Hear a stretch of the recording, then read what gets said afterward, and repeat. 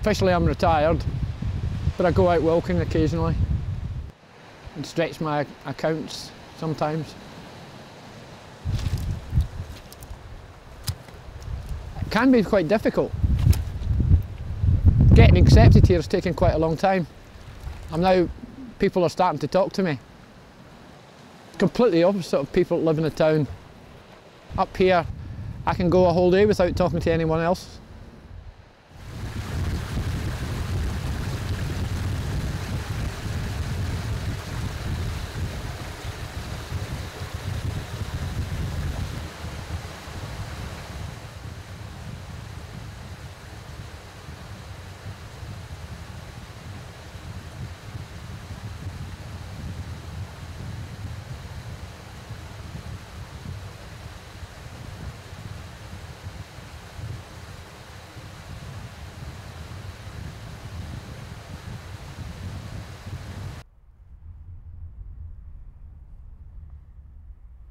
I think Duncan could have been an engineer. I think he's got a lot of, or perhaps a mechanic or something. I think he's wasted in that sense that he's not fulfilled that potential. He knows a hell of a lot about that type of thing, a lot of practical stuff, you know. But obviously that's not the route that he took.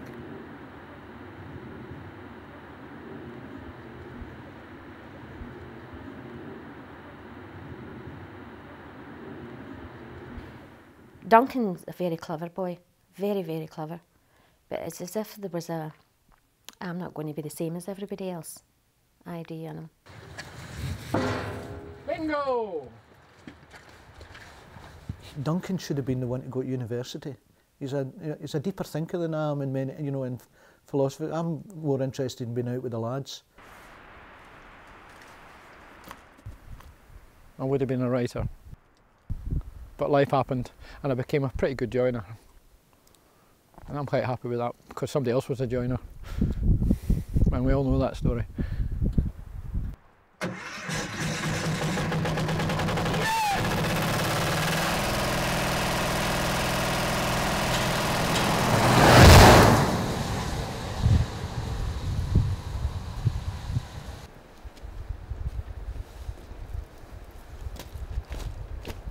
I've got a wee boat and I lost a wee boat and I'm now in the process of getting another wee boat. So it's just life moves on.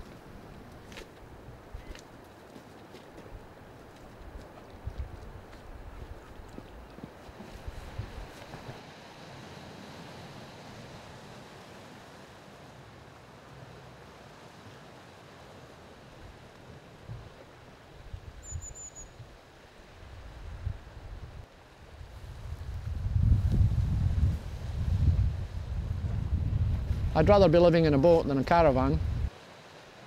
Just a traveller's lifestyle. The ability to go to places that other people haven't been. I like the loneliness of it. Simply because I can choose where I want to live. I can choose the people I want to talk to.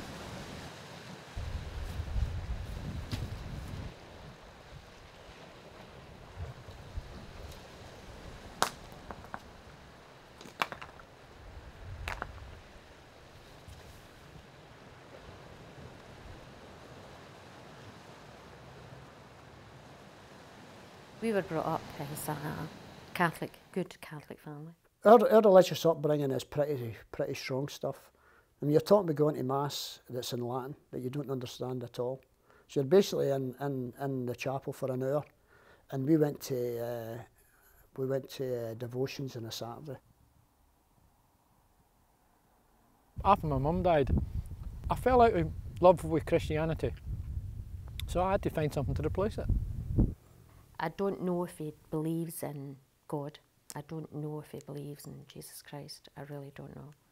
He talks about the power of crystal. He talks about the power of magic. He's a special person in many ways.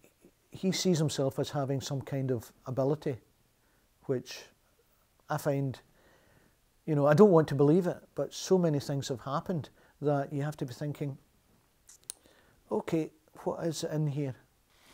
I'll give you in a philosophical point of view. Magic is in everything. God is everywhere.